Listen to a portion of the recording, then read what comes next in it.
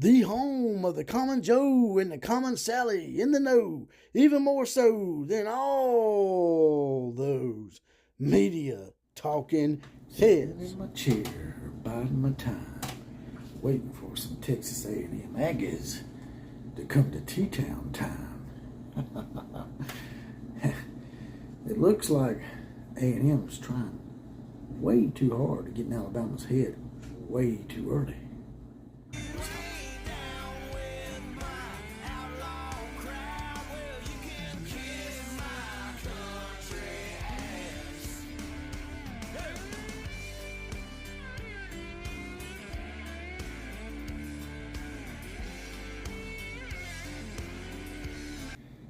Woo!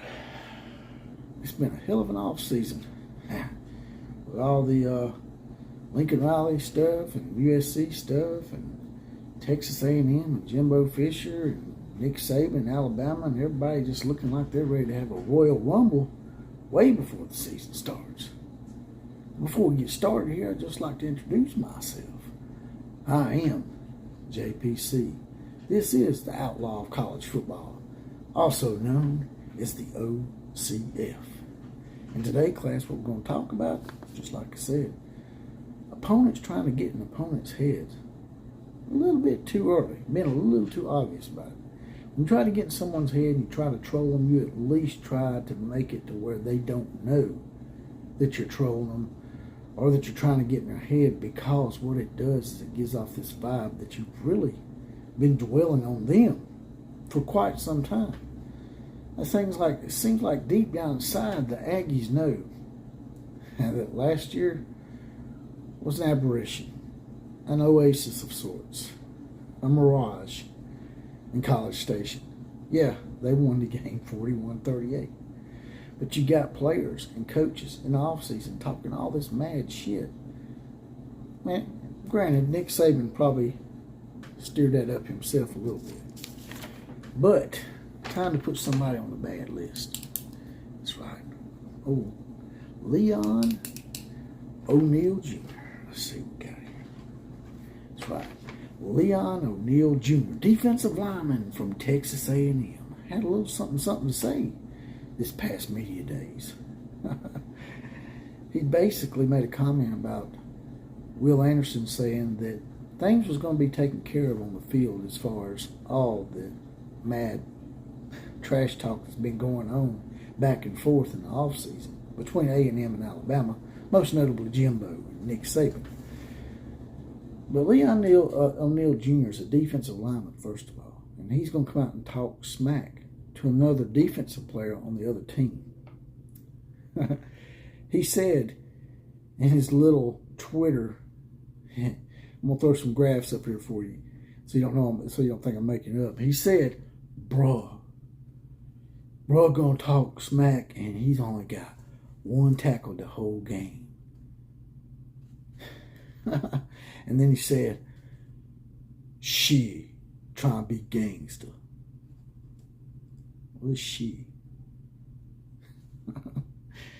Never seen shit spelt like that before, but okay. You see, Leon, first of all, you're a defensive player for a team that give up 38 points. So it'd be different if you was an offensive lineman or a running back or quarterback or somebody like that on the offensive side of the ball. But for you to talk smack about Will Anderson, only getting one tackle, and by the way, he actually had one tackle and 5 assisted, and if you know your football, then that adds up to, I think, like three and a half tackles, actually, if you want to be technical about it. And still, that's not a lot, so I can see you maybe talking a little smack about him. But everybody knows Will Anderson was injured before that game, and then he was held out of that game most of the game. He wasn't played very much in that game. He played that game part-time, if that. And he was even injured in the next game after that. So, not to say that we're making excuses with injuries here, but since we're going to bring it up, we might as well talk about it, because you're the one that's bringing it up. Your team give up 38 points to Alabama, Leon. So, if I was you, I might be worried about Bryce Young being a little pissed off, along with some new faces like Jahmyr Gibbs and whatnot. trying to maybe help rectify something and put their name in Alabama lore. Especially being here in Tuscaloosa, man. You think you wouldn't get there and talking mad shit. And another thing that really bothers me is the whole she gangster. Look, man, most of my friends that are black, they don't like people like you talking like that because they're trying to shed that image. They're trying to get away from that stereotype of being connected to gangster talk and she. They want you to speak English, man. Don't be talking in broken English, Ebonics, or whatever, man. It has nothing to do with race or anything like that, man. It's got to do with you. Well, actually, it does. It's got to do with you helping shed a stereotype. It's got to do with you speaking to someone, if you're going to talk to them and try to debate with them, to do it in such a way that you don't come across as high school or gangster. Because that kind of talk is just, it's so outdated, man. Nobody thinks you're cool when you talk that kind of shit. So, you also lost to Mississippi State last year, and what was your record? 8-4? Y'all was 8-4 overall, and you dodged Wake Forest. Oh, COVID, blah, blah, blah, blah, blah, COVID. You know and I know that y'all just didn't want to play that game, man. And y'all made the SEC look bad, Leon, because y'all wouldn't go play in a bowl game against Wake Forest. Let me tell you something. This year, even if y'all were to upset Alabama again, even if you were to get in their heads, which is what you're trying to do, even if y'all beat Alabama, if y'all lose 4 games again,